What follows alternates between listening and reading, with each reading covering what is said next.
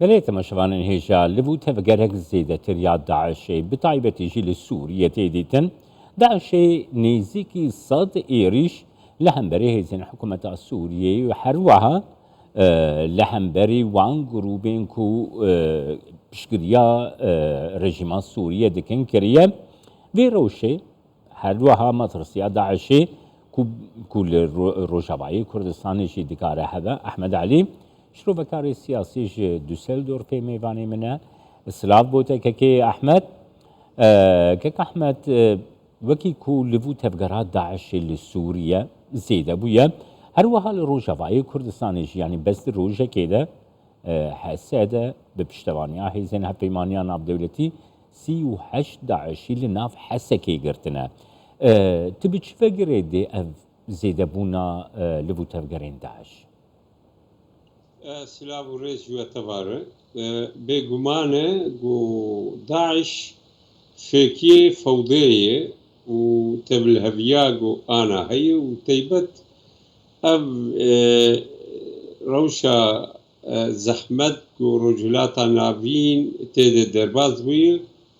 وبشتي حفتة أكتوبر تيبت لبني إسرائيل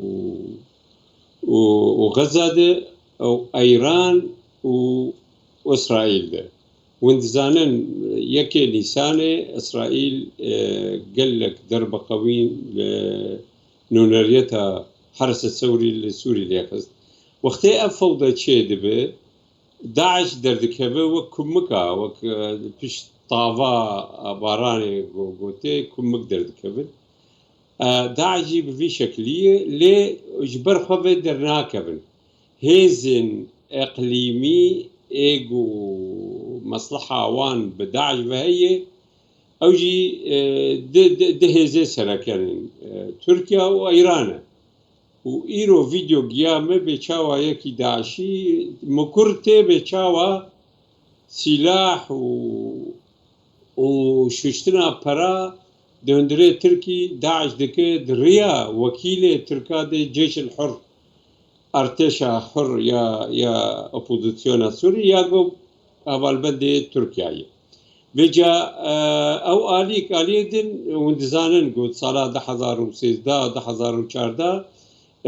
مالكي وك نونريتا ايراني دكي وبشار الاسد جي عليه حبسه فوالا كرنج داعش وبردانج بوكو فوضي تشكل يعني جو هن بيش قرديا وان وقت دولت تنا بداعش ولو درناكب لصايا خدي وهيزن كردا الباشوري كردستان بيشمرقة وهروها قصدا دهندري أمبيجن روجافاي كردستان أو يعني شكناندن وتاليا وان آني 2019 ونزانن قال ليه وك رامان وك باوري وك او ارضياوي هي وتيبت جو روشا قشتي فقيرتي وبلنغازي دناف خلكيدي ونا امانت عالم در شخور درزق دريافي هر دوی شرچوی ده من تخوشت اشته بپرسم که احمد يعني اف كريزا كونها لروجلاتا نافين تيجياندن هر وها يعني اف نزلاليا كو روجلاتا نافين يا سياسي شي قوتيش ياندن قالوا بنجحة كي درست كاكو داعش خورتر ببا وبكاربا باوايكي برفرحترشي كارو چالاكيين خابك كاد جمال روجلاتا نافين خرابتري هرم دي جيهاني ده ام بيجن آلية آسيا باشوري آسيا تايوان والصين لويدا كيتا بلافية لشرق أوروبا وندبين شر روسيا بأوكرانيا أوروبا بخوا أم بيجن يعني خرابتري جي أفريقيا روجلاتا نافين خرابتري جي كما جبرقو دولة هبدو قبول لكن وتندروي خورته ونظام جيهاني ياغو سر قواعده وسر قانون آباد كي رفض دكي دخوازن قو دي جويبن وجبر ولو بيويست ايرو روجلاتا نافين بيقو هرتن اف تندروي جو دركتن يكمين هيزن يجو ديجي في نظامين لي ايرو اف شريجو ايرو وجه بوجه لبنيا اسرائيل جالكي وايران بالكي دبيرو باوريام دريكي ودكي جو منظومات امني لرجلات نافين بشركايتا اسرائيل ودولة عربي ديجي فيتون رويا جو هرما ما تد ديجي ويجو بيشغرتيا ويدكي ولاية الفقيه نظام ايراني بيجا ازباورم ايران حتى ايرو دريا دستكي خود شارت شر خلقي حماد كرج يمني ولبناني وفلسطيني وسوري وعراق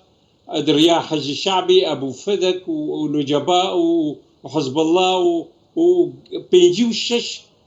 فصائل وان هيد عراقي دقو حكومة عراقي خصي بن دستيخو وبن امريتا خو ودخوازن كردستان يجيولو تيخ بن دستيخو ده وشخوا ونزانه محكمة اتحادي اوان ودخوازن جو هر کسی جو نبار وانا باش كك احمد اف برساني روجبينها يعني العراقي دنگكي زيده درد كبد بيجكو هزين هف بيمانان بلاج عراقي دركبن هزين امريكا بلاج عراقي دركبن جبركو تواني ما امكاني ما وكي سربازي نها ام دكارن اولحيا ولاتي خو بباريزن العراقي ابيكتي قوتن يعني تيبي رام روفجي قباكو داعشي إيريشي عراقي كري شب السريع عراقي هات يعني فيرو شي قرتو جمرة شروبة بكي باوايكي كرد جبركو برسامني داوية كي أحمد كرمك زور سباس برسكي قالك جرينج براسي بس اقولوا بكرتي زرجاتكم هناك فرصات بد كرمك داعش هي مزن حج الشعبي كاك الاسبوع عراقي دفي ام فينا باش دزانبن جبرقو حج الشعبي وداعش وقت دجي وياي يانجي دو وجهي عملاكي حردو جي ارهابين دجي نظام دولتي وبنافي دين دجي دولتي ودجي دين نب دين رن ونب دولتي رن